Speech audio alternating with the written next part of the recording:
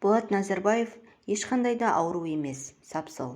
Бұл пікірді белгілі қоғам қайраткері, кәсіпкер Арман Шораев өзінің берген сұхбатында айтты.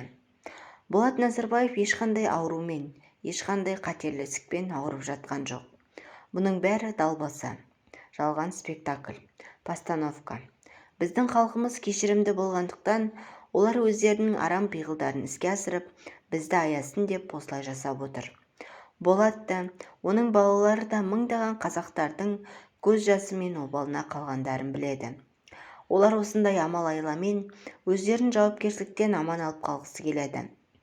Болат Назарбаев осыдан 7 ай бұрын қанды қаңтар кезінде елден қашып, өз аяғымен Қырғызстанның шекарасына өткен. Дәл сол баяғы қарны шартиған, 1 килограмм салмағын да түсірмеген Болат Назарбаев.